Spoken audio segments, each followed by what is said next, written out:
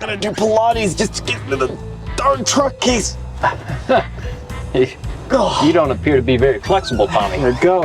Absolutely not. All right, we ready to do this? I don't know.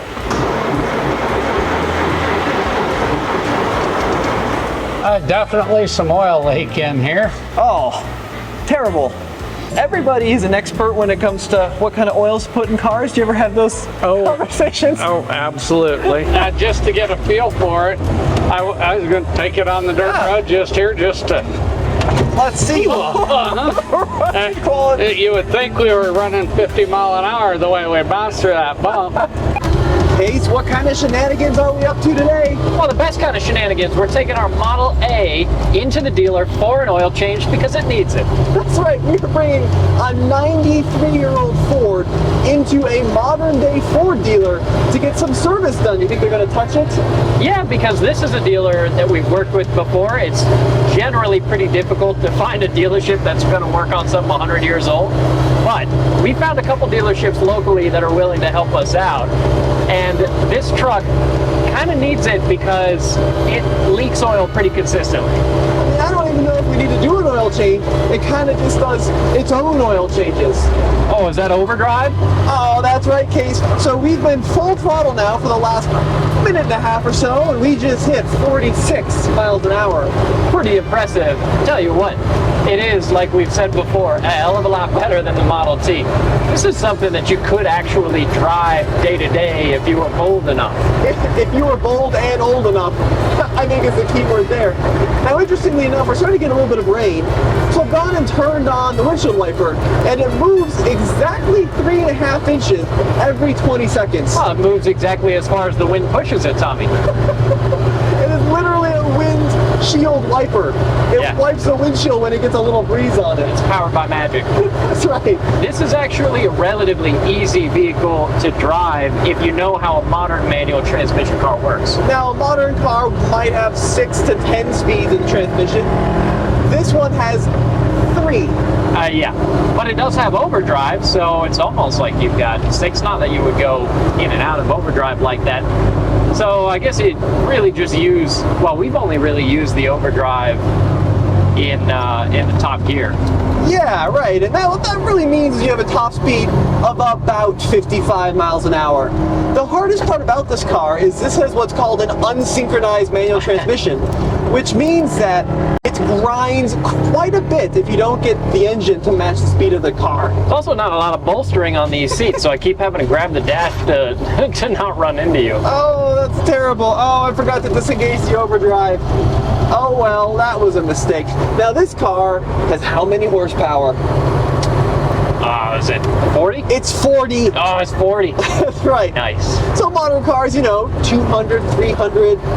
If you're really wealthy, 1,000. 40 horsepower is all you got in these 1920s and 30s Fords. And look at everything we're doing with 40 horsepower. I know, that's 40 miles an hour like it was nothing. Look, modern cars, we've been so spoiled with instant power and instant torque. It simply wasn't like that back in the 20s and 30s, right? You had to work with every cylinder and every pony you had. Even compared to cars in the 80s, the average modern car is so much faster than it used to be. Yeah, no, but what's cool is like 40 horsepower, well, we'll get the trick done. Oh, yeah. Unless you're trying to go up a mountain. Now, these cars have pretty rudimentary braking systems. And what I mean by that is they kind of barely work. Yeah, the brakes on this are not good, so maybe when we get it to the Ford dealer, they can check that out for us. It's a linkage system, so these are not hydraulic brakes, and the engagement on them is not very good. They make quite a bit of noise, and not only do they not work well, but they don't really brake straight. The problem with these brakes is when they are properly adjusted and well maintained, they do work quite well. But there are so many linkages and little adjustment knobs and dials that getting them dialed in it is kind of an art form. And it sounds like a lot of people just live with the brakes on these not being very good because those linkages stay adjusted for a day. Oh wow, that handling is not great. Jeez. I don't know if I trust the door to hold me in either. No, not at all. That's why I'm grabbing onto the dash. No, brakes aren't great. They're They're sort of comfy, actually, though. I mean, these are cars designed for roads that didn't exist in the way they do today. Yeah, but it is unbelievably tight in here. I think, well, we've got more space in here than we have on the Model T, but we're basically shoulder to shoulder in this pickup truck. And when I open the door and I go to get in and out, there's like 8 inches of space between the end of the seat and the end of the door opening, and so sliding in and out is not easy. Quite honestly, the problem is that Ford had one chassis and suspension design and basically platform, and then they wanted to create 25 different cars on that. So they had the Roadster and the sedan and the pickup truck version. What that meant is the pickup truck version was the same length as the sedan, but the cab is teeny tiny. Yeah, it's mechanically the same thing. Andre our camera guy, has put us in a precarious position here. Of going around turns? Well, yes, but I am too slow to be in third gear, but going for second gear in an unsynchronous transmission here. Not really possible. And Rev Magic double clutch. Oh, that was good! Oh, pretty good! Oh, and and then he slows down again. Go, Andre! Here, I'll give him a Nawuga. There you go. That'll tell him what he's thinking. I still don't think he got the message. So, Case, walk me through the features in here. What kind of technology and options do we have? Well, we do have a fuel gauge showing a quarter of a tank. Not a lot of gas. We have our amperes. Yep. We've got our speedometer. Yep. And we've got our odometer and a temp gauge. Is that factory? Because it's kind of off of the rest of the cluster. No, it's not factory. But let me walk you through some of the stuff we don't have. It AC, obviously. No. Although the windshield is possible. The windshield does go forward, which is pretty cool. It pivots forward, which is kind of fun. Here, we'll show you on camera. The whole camera will move here. But yeah, look at that. Look at that airflow. Wow. Who needs AC when you just move the whole windshield? We have roll-down windows. Yeah. We have a steering wheel to hold on to. That's a nice feature. But seriously. No door locks, right? There are door locks on the outside, but only one. Yeah. Oh, right on. That one does lock, but you can unlock from the outside. Right. That's fair. No heater. No. Which is kind of unfortunate. Warm clothes. No radio. No. Here we go. So going for a stoplight. So we have a water pump, don't we? We have a water pump. Model T doesn't have that. So I'm going into first gear on the rear end, first gear on the transmission. Let's see how the power is. Oh, wow.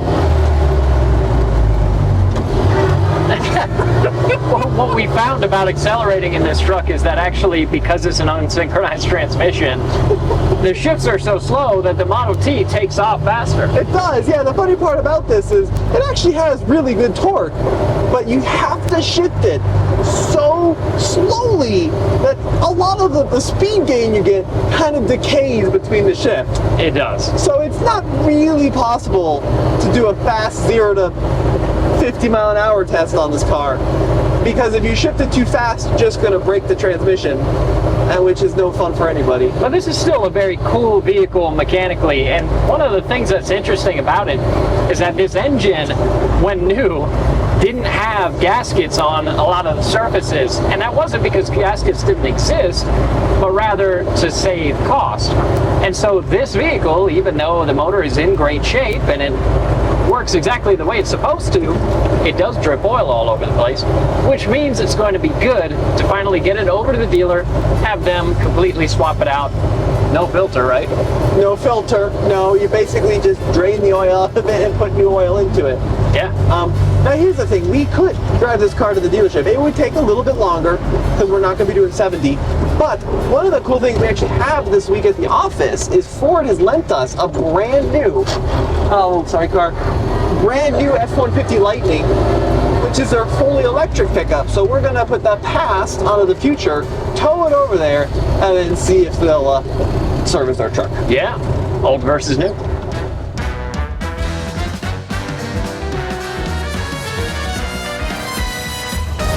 Well, we're unloaded here at Brighton Ford, and really, I mean, it would have been pretty easy for us to actually drive our truck all the way here, but course, we always have a bunch of videos to make, so we had to test multiple Fords in one day. Otherwise, we probably wouldn't be happy with just one Ford video. No, of course. So we got a nice little towing video with the F-150 Lightning over at TFL EV if you want to see it, what the future of electric trucks is like. And spoiler alert, you can't go very far, but it is very comfortable. Yeah, it is. Super quiet, very powerful. But we're actually using the bed of our truck right now. Look at that. We got a couple people in the back. Yeah, dude, we got a videographer. We got Andre back there, and we're going to bring this little A in for some service and see what they think. Look, we're already getting some likes. Whenever you shoot a video related to trucks, Andre just materializes. That's why it's in bed. He just appears out of thin air. Exactly right, Case. So last time we had this really great service advisor named Ray, who was helping us out, and I'm thinking today will probably be pretty similar, and we'll get this thing up on the lift, get some fresh oil in her, and go from there.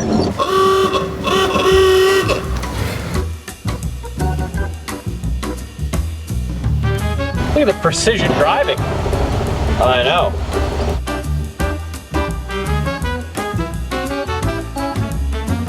Ray, my friend, Good to see you. what do you think of the Model A truck? Oh, that's a cool truck. That's Pretty a cool, neat old huh? truck. Yeah, Reminds me of watching the Waltons when I was a little kid. that's awesome. So Ray, remind us, how long have you been working on cars for? Well, I started working on cars for a living in '87. Before that, my dad was a Ford mechanic, so I worked on cars when I was just a little kid, always tinkering with something, motors, go-karts, but professionally since '87. And how long at Ford? Since '92. Okay, So Very cool. A day or two. very cool. And we were talking off camera. Ray's a big car guy. You got a 428 Yeah. in a Ford, don't you? Got a '67 428 Galaxy. We've got an '08 Mustang. We've got an old '69 GMC pickup with a big block in it. We drag raced before we started circle track racing. Now we circle track race. Been around cars my entire life. Yeah. Well, Ray, hopefully you can help us do a service on our 31A here. I think it's probably well within your ability. Yeah, I hope so. I hope so. The only funny thing, which we figured out last time with the T, is like all the stuff you work on is metric. Exactly. Those of us who have been in it a while still have standard tools. Most cars don't use anything standard anymore. It's all metric. I'm guessing most of the guys in the shop don't have standard wrenches just because that's not used anymore. So like this Explorer next to us, this new Explorer, is Yes. there anything on there that's going to be a standard bolt, you think? Not a thing. Even lugs? Lug nuts, no. Wow. Still going to be metric. All the fasteners are going to be metric. Yeah. So of course, 9/16, 14 are close enough. Sometimes you can interchange them, but as a general rule, no, you won't find anything. Yeah. Well, let's check out the A here. All right. So, look, last time we didn't have a water pump, didn't have an oil pump. This thing's like a brand new Ford GT in comparison, Ray. Check that out. Look at that 40-horse engine. Old flathead 4. Yeah, not a lot to it. No, they're about as simple as they get. Looks like little, I think they consider that a downdraft carburetor. Super simple. It's amazing the technology, the intelligence that they had, the way they designed these, made it work. Just cool stuff. One of the funny things is, so Henry didn't use seals in this engine. He just had metal on metal. And the reason was not because he didn't have them. It's because it was cheaper to just put metal on metal. So I think we're going to diagnose some oil leaks today. Fair enough. Fair enough. Yeah, but there's like some stuff that you won't find, like even on your 66, like it's got you adjust the mixture on the carb on the fly, right? Right. The fuel tank's in the cowl, so it's all gravity fed. Right. This is a little alarming, is you have a distributor, but there's no sheathing on the spark plug Open wires. Not near the amount of electricity going to these as there is in the new stuff. Yeah, sure. I think you're right. And then 6 volts, right? Versus Yep. modern stuff, which is 12. Yep. Now, Ray, you told me something really interesting. So today you're working on a 31 Model A, and what are you doing tomorrow? Tomorrow I'm going to be pulling the battery out of a Mach-E to replace the battery junction box internal to the Mach-E battery. Which do you think will be a bigger job? You know, it's just different. The bigger one is the battery, just because it's so big and heavy. Right. But I don't know that it's any more fun. This is more fun. All right, well, we'll get this thing up in the air. I mean, look, there's no air filter, there's no oil filter, so I think we'll be out of your hair in about 5 minutes flat. Well, let's see if we've got the right tools this time.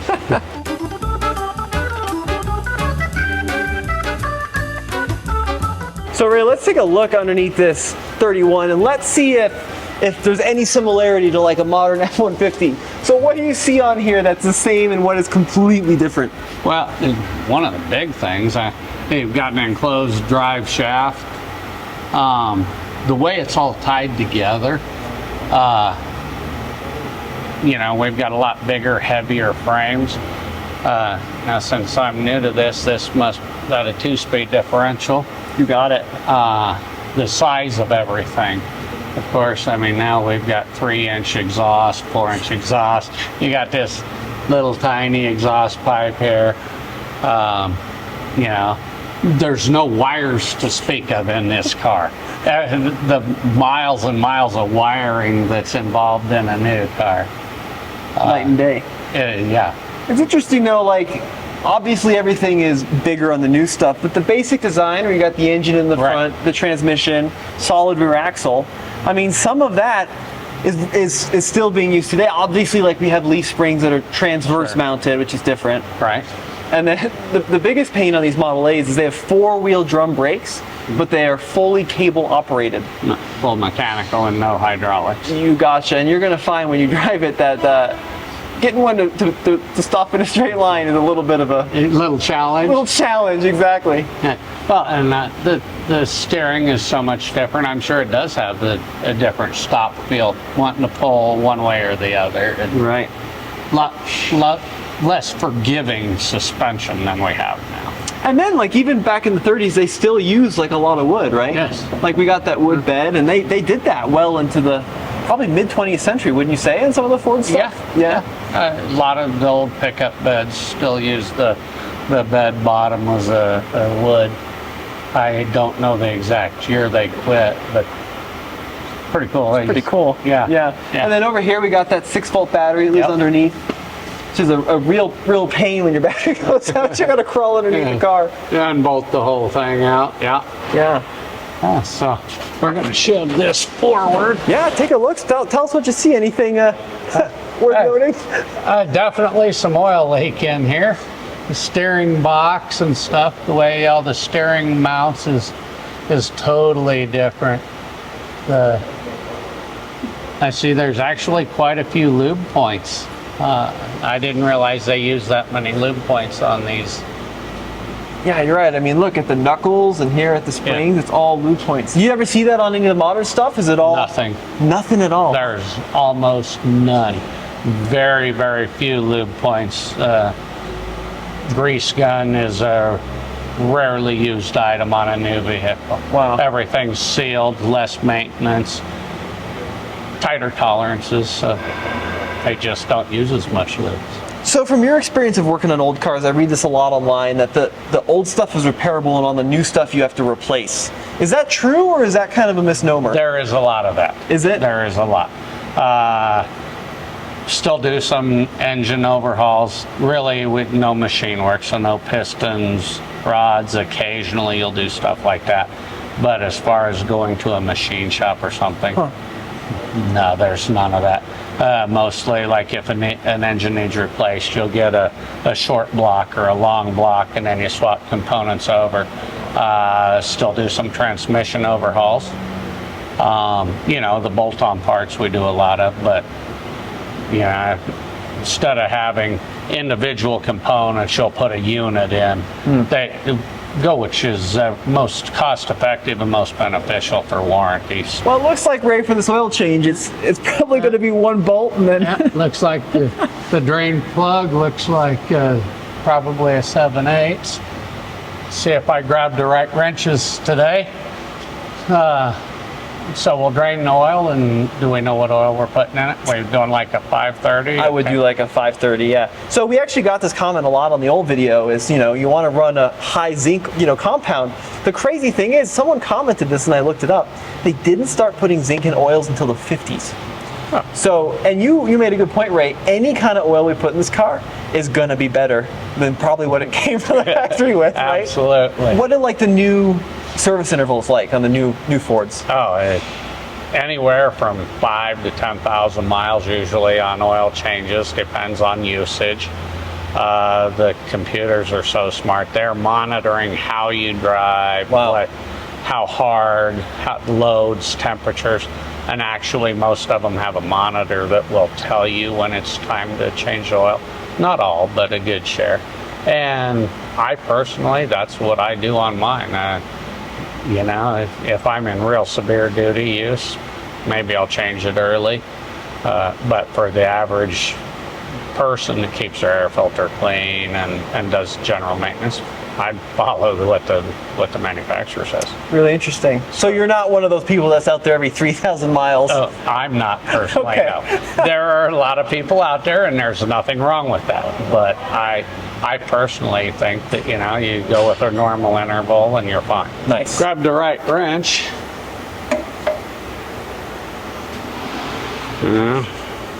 Just so we don't get splashed here too bad. I don't even know what the capacity is on this. I'm gonna say 3 or 4 quarts. You're right on the money, sir. I think it's 4.5 is what they're saying. Oh, terrible. The crazy thing is, Ray, is this car predates like the oil filter Right. and the air filter. And it's amazing they got the longevity out of them that they did without the filtering abilities. What do you think of the people that say the new cars are not built like the old ones? Do you agree with that? So, well, it depends what the purpose is. Are they built differently? Absolutely. Do they last better? Are they nicer? Are they fancier and lot more conveniences than what this had? Absolutely. But I mean, you got this one that's almost 100 years old, and it's still going. Granted, it's been restored, but I think you're going to be having trouble. There's cars now that you can find 10 years old, you can't get parts for to fix. So the technology is a lot less sophisticated, but it's still, you can still find a way to fix it, where when a computer goes, you can only do so much, right? How far back do you guys stock parts for, do you think? What's like the oldest you go back here? Realistically, probably the late 90s, early 2000s. Well, that's a lot later than I thought you were going to say. You know, there's a lot of stuff that's still interchangeable, you know, filters, stuff like that. But, you know, there's a lot of Super Duty pickups out there that we still see an old one once in a while. What do you think the oldest vehicle other than a Model T that you've seen come through here is? The oldest I've seen maybe a 63, 64 T-Bird, somewhere in there would probably be the oldest one we've actually seen that I've actually worked on. So here's another question. Ray's been doing this a long time, has a lot of experience. Some of the newer guys here that, you know, are just starting out, do they know how to work on these old stuff, or is it kind of a different skill set that you have to teach them? Completely different skill set. Really? It's not even comparable. In fact, I found it amusing when we got the very first Bronco when it came out. The dealership had an old Bronco, I believe it was a 68 Bronco, and they had the new Bronco side by side in the showroom. No one wanted to even look at the new Bronco. They all went straight to the old Bronco. But we'll get some of the oil wiped off.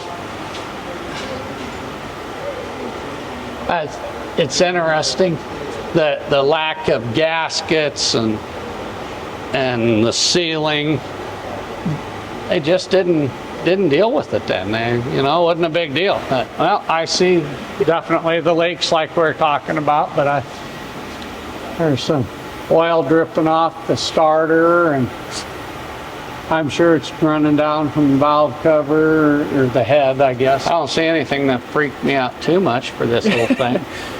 Ray said last time his standard for whether or not a vehicle is safe is if he'd put his wife in it, which I like that standard. It also speaks quite highly of what Ray thinks of his wife. And I don't know if you have any experience, but like about these drum brakes, and maybe your Ford's the same way, is like you have to adjust them periodically. Right. Is that the same thing on some of the older Fords that you've had? Oh. It's like a little wheel you spin? Yeah. On drum brakes, there's an adjuster wheel. They usually have an access hole in the backing plate where you'd called a brake spoon, where you'd get in and you could turn the wheel and adjust it. Took a little bit of finesse to set it properly so you didn't smoke the brakes off of it versus not stop at all. So you don't have like a shock absorber, but what we have instead are like these friction dampers. Right. That kind of mimic what a shock absorber would do today. Granted, a lot worse, but that's what the purpose was. Same idea, just different way of getting there, yeah. The other funny thing about these cars too, which we don't think about, is, this is a truck, but the Roadster and the sedan are all the same underneath, and they all had like this crazy ground clearance because the roads were so bad. So rutted up. Yeah. So rutted up, yeah. It was a different era. People weren't worried about comfort when they were driving this. They were just excited to get back and forth. Right. Where now, I want comfortable when I drive. But they were also driving 10 miles, not 50, to get places where we are now. 100%.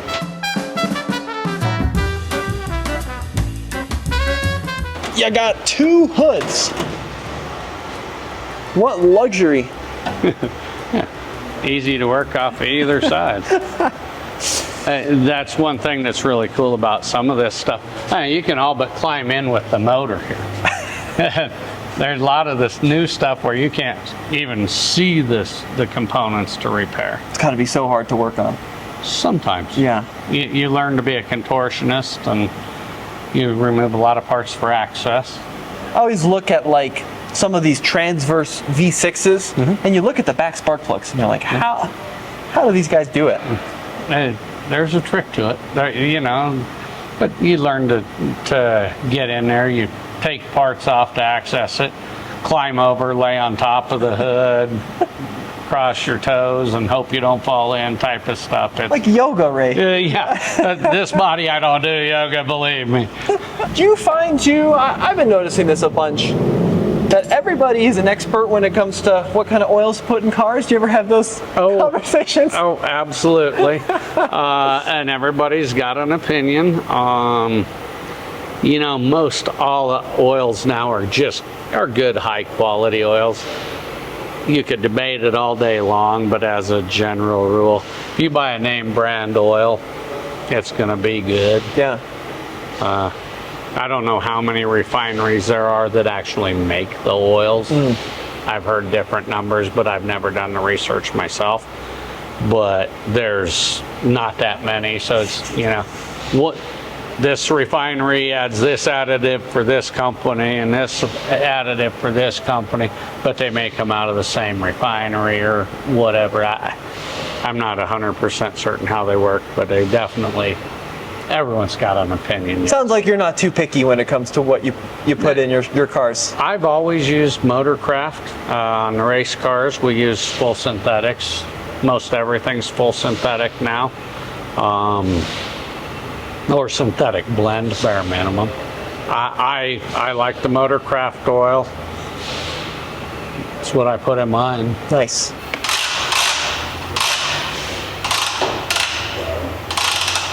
So have you been seeing more of the new stuff using that like zero weight oil? Yes. The clearances on most of the new motors, and they weren't worried about the bearing clearances on this. Okay. Now, to the nearest mile, I think. Yeah. I mean, if I'm close, that's close enough. So the clearances are so tight that you need the thinner oils to be able to get into the lubrication points. You know, where when I first started building motors, like a rod bearing clearance may have been 3, 4, 5 thousandths. Now it may be 10 thousandths. Wow. So, and you said 4.5, correct? Yeah. And I started at 6, so when you see 10.5 in here, it's not 10.5 quirks. I didn't reset that. Okay, that's good to know. Somebody tells me you guys go through a lot of oil here. We do. I don't know the actual number, but there's a bunch of oil that we go through, and there's many different weights. I mean, we run everywhere from 1540 to a 020. Not all of these are engine oils, but there's 5 different pumps there. Yeah, right. And one's going to be transmission fluid, and probably the other 4 are going to be different engine oils. Okay, it looks like 4.5. It's a hair over full. So It'll leak it out by the time we're done I'm with sure our by the test time drive. we test drive it, yeah. Not worried about it. Not a big deal, yeah.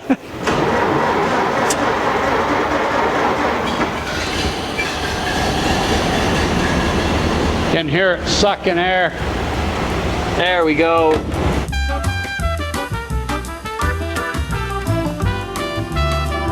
Remember we talked about that yoga we haven't been doing?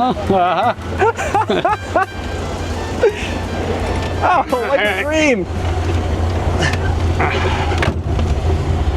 No seat belts, no radio.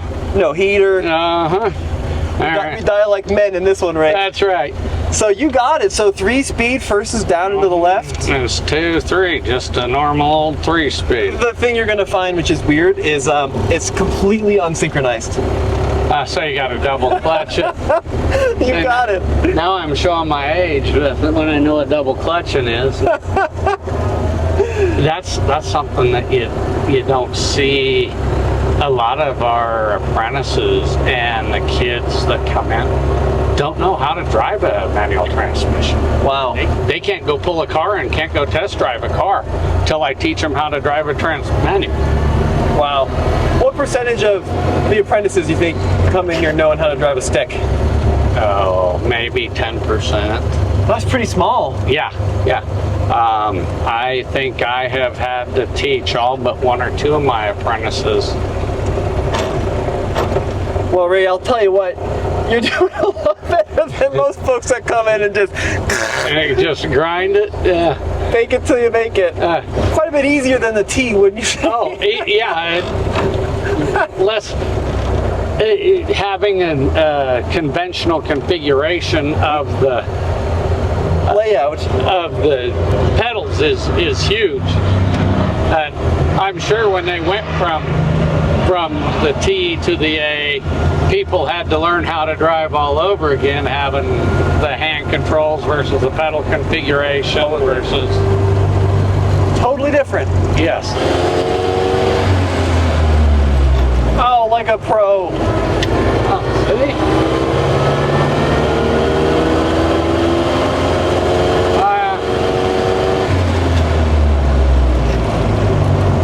That's pretty much all she's got. Yeah, that's about the top speed. Just to get a feel for it, I was going to take it on the dirt road just to... Let's see. Rushing quality. You would think we were running 50 mile an hour the way we bounced through that bump. But this is exactly minus the Walmart. That right. probably the little new technology there. But yeah, little country roads. Yeah, I would guess they weren't anywhere near this smooth even.